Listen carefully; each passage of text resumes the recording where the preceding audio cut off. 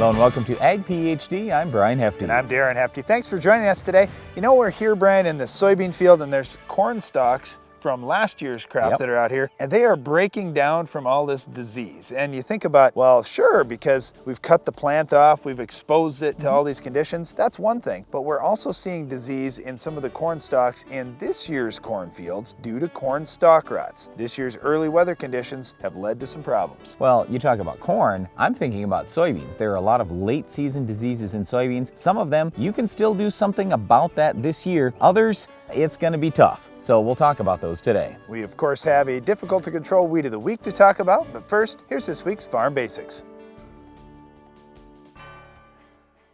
Farm Basics is brought to you by the Liberty Link trait and Liberty herbicide from Bayer. The most reliable weed management solution, Liberty Link and Liberty herbicide are the link to efficient row crop production and sustainable weed management. You know, Darren, when Roundup Ready crops first came out, it was pretty easy for farmers because all they did is took water and mixed Roundup in there and some ammonium sulfate, and that was it. And it was controlling every weed. Pretty simple. Well, simplicity is one thing that's really good on the farm. If you can make a job very easy, like here you're mixing one product in the spray tank, no problems. But when you're mixing multiple products, when you've got to bring something else in to fight a Roundup resistant weed, or you're going to fight a disease and an insect, or a weed and a disease, now you start to complicate things a little bit because not every product is compatible with another. Well, if you're a non-farmer, the reason why we bring this up and the reason why we do Farm Basics every week is because from the outside looking in, it may seem that farming is relatively simple. And you can say, well, I know you have a bunch of Roundup resistant weeds now, but that's not too tough. Just mix in these 2 or 3 other products with the Roundup, no problem.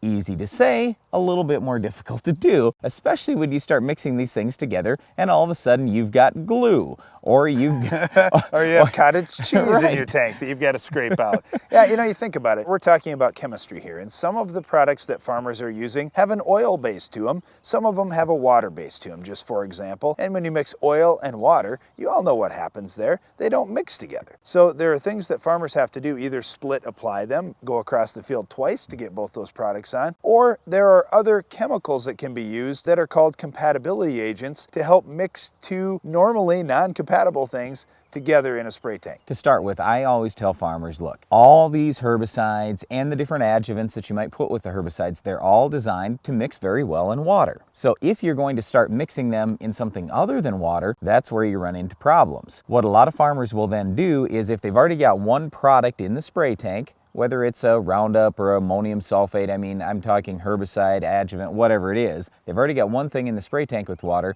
What they'll do in a lot of cases is they will what's called pre-slurry the other product that they're putting in. So they'll take maybe a 5-gallon pail or a cone inductor or something, and they will mix that herbicide or whatever product they're using right in with water. And then once that mixture is made, then they'll put that in the spray tank to go with the water and the other product. Well, and a lot of that comes down to the mixing order that you're putting products in. Typically, what we're going to do, well, there's 2 rules of thumb. One rule of thumb is I'm going to mix the most expensive thing in first to make sure that that one works. And then the additive that costs, you know, just a few cents an acre, I'll put that in last because, well, you know what, if that doesn't mix very well and doesn't spread evenly across the field, it's not the end of the world. Well, that's one train of thought. Another way to look at it is take the thing that's going to be the hardest to mix and mix that up first. That way, if you have some problems, well, you know what, when there's only one product in there and you can get that to work first before you start mixing everything else in. So you would take something like an eco pack. Some of the chemicals that farmers use are in little soluble packs. Maybe they're made out of cornstarch, for example, and they contain that product inside. So when you drop it in the water, the cornstarch material melts away and then the product disperses in the spray tank. Then you would mix something solid in, then your heavier liquids, then your lighter liquids. Okay, so Darren mentioned earlier compatibility agents. There are 2 different types. The first type is the kind you put in before you have a mixing problem. The second type is the rescue kind, and hopefully you never have to use the rescue kind where you already have that cottage cheese or glue or whatever it is, but they do have those types of products available on both ends of the spectrum. So those are the things that we always encourage farmers to have around. Have them there just in case. We don't know if you're going to have a problem, and here's where a lot of guys run into issues as well. When they bring in different fertilizer batches. So fertilizer, for whatever reason, isn't always exactly consistent, doesn't have to be. All they're trying to do is have the right nutrients there. There could be different inert ingredients sometimes, that's the way it goes, not that big a deal in terms of the field and the fertility. But it is a big deal if you're mixing those fertilizer products with herbicide products, insecticides, fungicides, whatever it is. And so we always encourage farmers to do a jar test. Test it on a small scale before they mix up 1,000 or 1,500 gallons in their spray tank and they realize, uh-oh, we got a great big problem. Well, a lot of times this happens before the crop is in. Farmers are trying to get the plant food out there and they're trying to get weed control done at the same time. So they're mixing that liquid fertilizer in with a herbicide, for example, and that's where we run into some issues. Now, one thing that does oftentimes help is just to add a little bit of water to the equation. For whatever reason, there are not enough binding sites on that fertilizer for that herbicide to attach and disperse evenly in the tank. By just putting a little bit of water in, oftentimes we can overcome those issues. Well, once again, spray tank compatibility is a major issue for farmers across the country, especially as they're mixing more and more products together to kill weeds that may now be resistant to Roundup. Well, one of those weeds you may have to mix something in for is our weed of the week. Can you identify this week's weed? What's next in weed control technology? Roundup Ready 2 Xtend Soybeans, an advanced soybean product with tolerance to dicamba and glyphosate. Roundup Ready 2 Xtend Soybeans. Extend your control. For years, FarmLogic has been the easiest and most convenient way to keep up with your farming operations. Well, it just got better. Introducing FarmPad for your phone. You always have your phone with you, so entering records as they happen is as easy as a touch of a button. Chemical database, GPS, service records, and more. When you do it on the farm, save it on your phone and it's backed up forever. Call or visit farmlogic.com for a free trial and find out why FarmLogic is the best decision tool for the farm. Today's number is 3. You can see it everywhere, and it can stand for almost anything. But when it comes to protecting the nitrogen that feeds your crops, 3 is the special number that sets Nutrisphere N, Nitrogen Fertilizer Manager, apart, because Nutrisphere N is proven to reduce all 3 forms of nitrogen loss, which adds up to keeping more nitrogen and yield where it belongs. So ask for Nutrisphere N, the stabilizer that fights nitrogen loss 3 ways. There are more mouths to feed than ever before. What are farmers doing to meet the challenge? They're using agronomically designed equipment from Case IH. Our Quadtrac technology, soil management, and planting systems are designed to foster a better growing environment that helps farmers maximize yield potential. And our deep understanding of agriculture is preparing them for the challenges ahead. Will you be ready? I'm ready. Go to caseih.com to learn more. You expect a lot from this seed, and as it grows through each stage of development, Agroculture Liquid Fertilizers is there, feeding your crop exactly what it needs when it needs it. So no matter how you fertilize, no matter when, AgroLiquid efficiently brings all the nutrients your crop needs for a great harvest. From 1 kernel in the ground to 600 on the ear. For better yields and better quality, Agroculture Liquid Fertilizers. A proven herbicide for decades, dicamba can provide burn-down residual control of tough and resistant weeds for up to 14 days. That's another reason why farmers will use dicamba for years to come. Brought to you by Roundup Ready Plus Weed Management Solutions.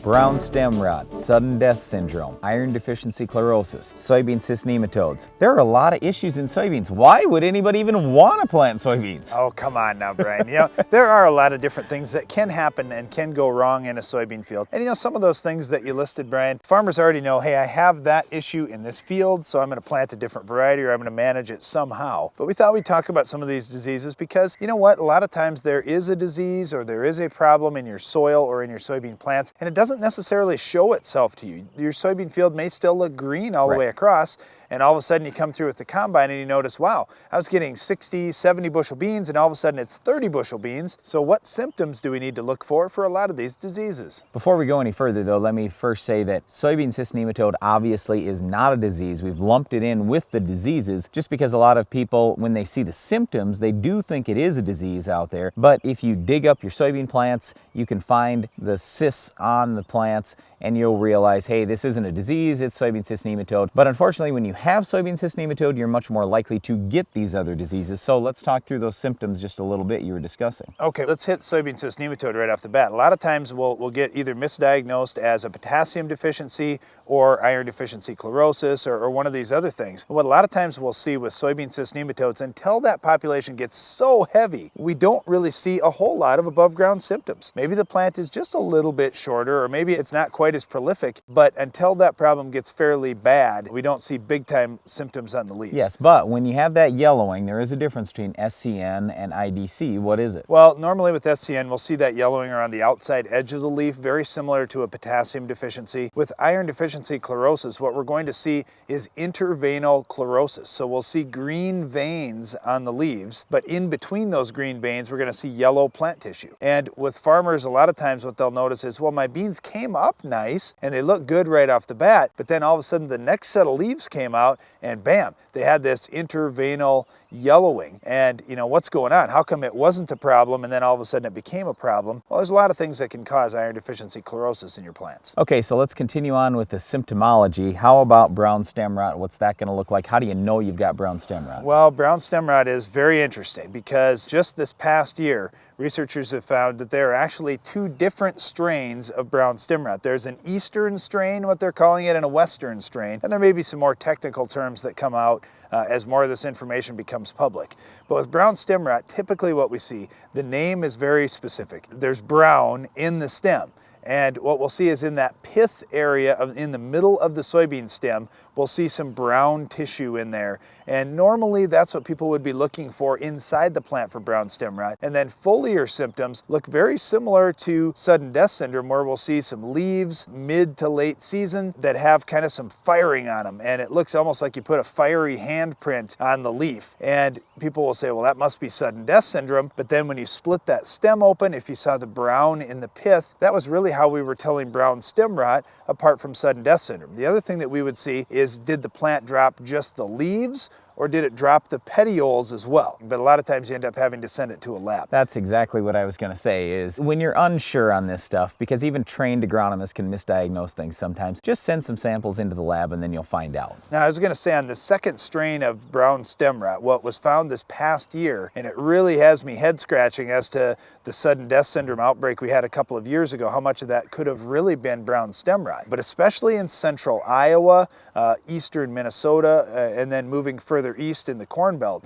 we saw a new strain of brown stem rot where the pith of that stem didn't actually turn brown. And you say, well, wait a minute, I thought it was brown stem rot. I did too. But now all of a sudden we've got where that pith isn't turning, but we're seeing those foliar leaf symptoms. So guys are misdiagnosing it as, well, I must have sudden death syndrome. I've never seen it in this variety before. I thought we had good tolerance. And it was actually brown stem rot, just a different strain that didn't make that brown pith. Okay, so whether you have any of these diseases, whichever one you have, the number one thing that you want to look at in terms of solving the problem, other than variety selection, which is extremely important, would be drainage. You want to have good drainage out in your field. A lot of farmers have been doing more tiling lately. You've got to do something to have good drainage. When you don't have excess water out there, then you typically don't have as many disease problems, and also soybean cyst nematode doesn't affect you as much. You also want to have a good seed treatment on there, have good weed control, control your insects later on in the year. Certainly you can spray a fungicide, but unfortunately fungicide is not going to do a whole lot for any of these issues, but if it does keep the plant healthier, a healthier plant is going to tolerate more of any of these four issues. Now, when we think about iron deficiency chlorosis, this is really the only one that was nutrient related, and you can actually address that at planting time by putting some iron in furrow, and you could use products like soy green or green bean, something like that, but the in-furrow treatments are much more effective. We are seeing a pretty consistent yield response when we get those iron products down in the furrow. Soybeans can have a lot of issues as they go throughout the season. Unfortunately, our Weed of the Week seems to grow through just about anything. We'll tell you what will stop it though on your farm coming up later in the show. Your equipment's ready. The seed's in the barn.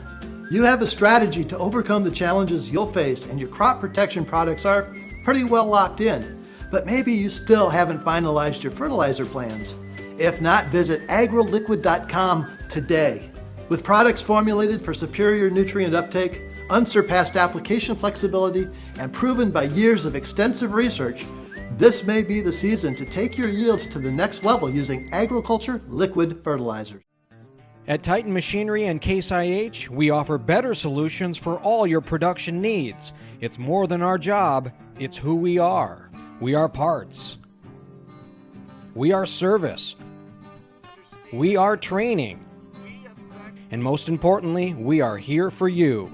In any season, for every reason, we've got you covered. Case IH and Titan Machinery, better solutions. Looking to maximize yield? Quick Roots is a microbial seed inoculant that allows the plant root to explore a greater volume of soil, the key to higher yields. Quick Roots continues to generate yield response on corn, soybeans, wheat, and more. Quick Roots is applied to the seed so the live microorganisms go right to work, enhancing seedling vigor, increasing the uptake of certain nutrients, including NPK, and expanding root volume. Maximize yield on your farm this season. Call TJ Technologies or your local dealer and get your Quick Roots today. Speed, strength, and efficiency make Capello corn heads a head above the rest. Built with polymer components that exceed industry standards, Capello corn heads continue to push the boundaries for maximizing grain retention while using less energy. Visit CapelloUSA.com and learn more about Capello's state-of-the-art chopping technology that cuts cleaner, allowing your horsepower to remain where it belongs, with your combine, so you can harvest faster in all weather conditions. Add to that an amazing folding feature, and it's clear to see why Capello is a head above the rest.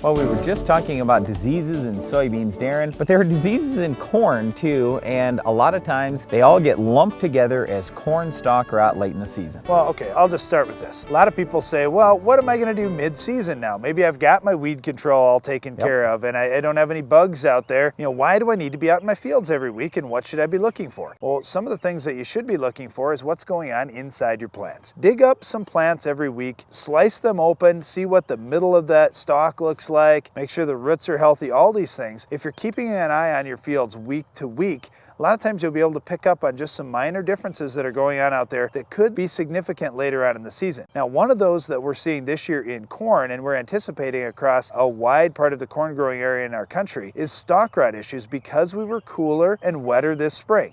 A lot of the stalk rot issues, they aren't something that pops up mid-season. It's something that happened early in the season. Your plant got an infection, and now it's going to manifest itself later in the season. Okay, so the key word you said there was infection. How do we stop plants from getting infection? Just like in soybeans, if we have good drainage, that's number one. But after that, unlike soybeans that some of them are treated, some of them are not, all corn seeds are already treated. So aren't the fungicides good enough on that seed to stop some of this stuff? Well, that's a good question. I'm not saying the fungicides are bad, but you can't be perfect and you can't protect against everything. And it gets right back into some of the things that we were talking about before. Crop rotation, you know, if you're going to be continuous corn, you're going to have corn on corn on corn on corn, and we do on some of our ground. We'll do the same thing. You're just putting yourself out there where if there was a little bit of disease last year, now it overwinters in that residue and in your soil, and you're planting corn right back in there, and you could see more of a chance of having one of these issues. So that's one of the things that you have to look at. And then just think about that corn root system and how big it gets. You know, if it's early in the season, dig up a corn plant that's 4 inches tall. All of a sudden, you've got a root that's already down at least a foot. And you think about the tiny little amount of fungicide we're putting on that seed, and we're expecting that to protect this huge root system on a corn plant. I mean, it's just not even possible to do. I mean, yeah, you can protect a little bit for a little while, but then you get this great big root system. And the other thing, Brian, that comes into play is insects, because once you get that great big root system, here comes a corn rootworm, boom. He bites into that root a little bit. Even if it's a BT corn and he dies, well, big deal. He already left a wound there for infection. Right, or it could be foliar insects as well. So what a lot of farmers are doing now is they're spraying fungicide early in the season, like at V5 to V7, and then again around tasseling time, or at full tassel typically is when guys are spraying. So when a farmer would do those two things, obviously that's going to help out with the stalk rot issue. That doesn't necessarily always translate to better yield, but even on our own farm we have seen we can go through and combine maybe a little bit faster, the plants are standing a little better. So what I always advise guys to do when it gets late in the season, getting around harvest time, look at all your fields right before harvest and find out where the stalk rot is the worst. That's the field you need to be combining first. Well, and then the other thing that you absolutely have to think about, starting right now, looking at next year's crop, look at the tolerance that different hybrids have, because there is certainly a difference when we think about some of the big stalk rots like anthracnose and gibberella and fusarium and diplodia. There are huge differences in genetics, so you can actually pick a hybrid that's going to be better at fighting some of these diseases. Yep, well, corn stalk rot can be a major issue. So like we say, pick the right varieties, use some fungicides, and obviously have good drainage and good weed control on your farm. Well, unfortunately, our weed of the week just doesn't seem to get stalk rot, Darren. I wish it did, but we'll tell you what will stop this weed coming up next. The Weed of the Week is sponsored by the Enlist Weed Control System from Dow AgroSciences, a new herbicide and trait system that will build on glyphosate. You work to protect your farm's legacy and to keep it going.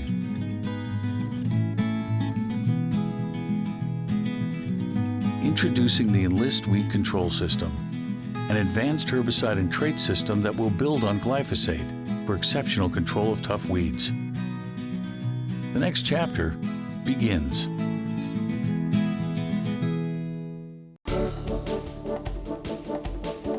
Our weed of the week is Velvetleaf. This one's pretty easy to identify, Darren, so let's focus on control. Well, when we think about control of Velvetleaf, it can pop up late in the season, and even a Velvetleaf plant that gets just a few inches tall can already put on a seed head. So for farmers thinking, well, I wiped out my Velvetleaf, hold on. You're going to have to go back in your field one more time and make sure that you got enough crop canopy to keep that weed under control. All right, let's talk about corn pre-emerge. What could you do? Well, pre-emerge, anything that has python in it does a nice job. So I really like Triple Flex, I like Sure Start, and also any of the Balance products. Balance is actually pretty effective if you get some moisture to kill Velvetleaf. All right, post-emerge, what's best? Well, post-emerge, Hornet also has that python in it, but if you use the Triple Flex Sure Start, then you're going to have to switch to something else. So the products I like the best are Callisto, Laudis, Impact, Armazon. They do a fantastic job and have residual. Throw a little bit of atrazine with them to make them even better though. Okay, and soybeans, what would you use pre? Well, pre-emerge in soybeans, again, you could use Python. So if you're going to mix Python in with any of your pre-emerge products, Python adds a lot to Velvetleaf control, especially if you have high pH soil. It's even more effective there. But Darren, Python's expensive.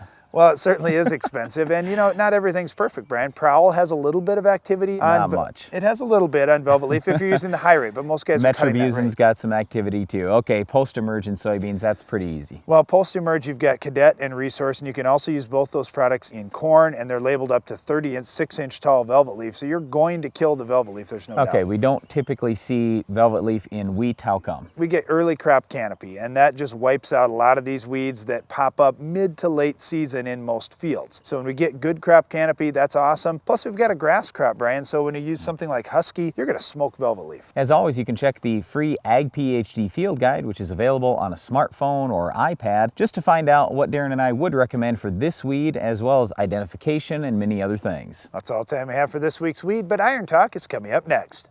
Iron Talk is brought to you by Case IH. What are farmers doing to feed the planet? They're using Quadtrek technology, soil management, and planting systems from Case IH to foster a better growing environment that maximizes yield potential. Visit caseih.com to be ready. In this week's Iron Talk, we'll discuss the topic of noise and how it can affect your hearing. This is an important subject for farmers to understand because next to airport workers, no occupation suffers more hearing loss than farmers. Even if you're a younger farmer, chances are that you have enough exposure to loud noises to cause some degree of hearing loss. Today, we'll share with you how noise is quantified, where you're at the most risk for hearing loss, and talk to you about how to protect yourself now and for years to come. Noise is everywhere on the farm, from a skid loader cleaning out livestock pens to a tractor in the field. As a farmer, you have no choice but to be right in the middle of all the noise from time to time. You understand it's loud, but how loud is too loud? Noise is quantified by the decibel scale. Every 10 decibel increase is twice as loud a noise. For example, for you to hear a noise, it needs to be at least 10 decibels. Leaves rustling in the fall breeze is considered to be about a 40 decibel sound. Some of us talk louder than others, but the conversation at the coffee shop is about 60 decibels. We could sit there and listen and talk all day, and even that loud guy from out of town wouldn't damage our hearing. However, if you're working around equipment, it could be another story. A jackhammer makes a noise at 130 decibels. A shotgun can be 150 decibels or more. Even common tools used in the farm shop like an impact wrench or circular saw can make a noise at greater than 100 decibels. According to the National Safety Council, noises less than 85 decibels for an 8-hour day are safe to the average person. Newer tractor cabs keep equipment noise in the acceptable range provided the windows are closed. Remember, though, that a 10 decibel increase represents twice as loud a noise. Our biggest tip today is to protect your hearing. Whether you do something like little foam earplugs or a fancy headset, do something. How much protection do you need? It depends on the job you're going to do and the noise reduction rating, or NRR, of the hearing protection device. You can find good protection of 20 or 30 decibel reduction. Also, active noise reduction, or ANR, can electronically cancel out unpleasant noise. The other thing you can do is simply limit the time you're around loud noises. Breaking up long periods of noise exposure can reduce your stress level and protect your hearing. In review, other than airport workers, farming is the #1 occupation for hearing loss. So protect your hearing with earmuffs, headsets, or even foam earplugs, and limit the duration of your exposure to loud noises. Follow these guidelines and keep your hearing for years to come. That's all for today's Iron Talk, and now back to the show. Upgrade your trailer to electric with the Rolltech electric system from AgriCover. Strong, flexible pivot arms and motor mount rotate and telescope, allowing the roll tube to rise and flex over heaped loads. The positive automatic lock is impossible to back off to control the flow of grain. This integrated system uses one wireless remote to operate up to 10 tarps and hoppers, keeping your driver out of the dust, rain, and harm's way. See the Rolltech system in action at an AgriCover dealer near you. There are more mouths to feed than ever before. What are farmers doing to meet the challenge? They're using agronomically designed equipment from Case IH. Our Quadtrac technology, soil management, and planting systems are designed to foster a better growing environment that helps farmers maximize yield potential. And our deep understanding of agriculture is preparing them for the challenges ahead. Will you be ready? I'm ready. Go to caseih.com to learn more. Honey Wagon? Can the sweet talk. Out here we treat manure, and when we talk treats, we don't mean cupcakes. Treating manure with More Than Manure Nutrient Manager can reduce solids in your pit or lagoon and ammonia levels in confinement buildings. PU, try N and P. MTM is the first and only nutrient manager proven to reduce nitrogen loss and phosphorus lockup. That's fertilizer loaded with yield potential. Looking for proof? Check the bin. Isn't that sweet? Results you can't ignore, a pit you finally can. Speed, strength, and efficiency make Capello corn heads a head above the rest. Built with polymer components that exceed industry standards, Capello corn heads continue to push the boundaries for maximizing grain retention while using less energy. Visit CapelloUSA.com and learn more about Capello's state-of-the-art chopping technology that cuts cleaner, allowing your horsepower to remain where it belongs, with your combine, so you can harvest faster in all weather conditions. Add to that an amazing folding feature, and it's clear to see why Capello is a head above the rest. Closed captioning for Ag PhD is sponsored by Norwood Sales. The all-new S-Cube commercial tender is the only tender on the market with poly tanks, giving you the capability to haul seed, fertilizer, water, or liquid fertilizer. Each cube can hold 300 units of seed, 2,000 gallons of liquid, or 300 cubic feet of fertilizer. Options include full-functioning wireless remote, stainless steel conveyors, and self-contained hydraulics. Get yours today at Norwood Sales. That's all the time we have for this week's show, but be sure to join us again next time for another Iron Talk, Weed of the Week, Farm Basics, and a whole lot more. I'm Brian Hefty. And I'm Darren Hefty. Thanks for watching Ag PhD. What's so sweet about manure? Animals eating prairie grass and returning nutrients to the soil through manure is the way nature is intended to work. To learn more about manure and how farmers use it to raise crops, visit the Responsible Nutrient Management Foundation at rnmf.org.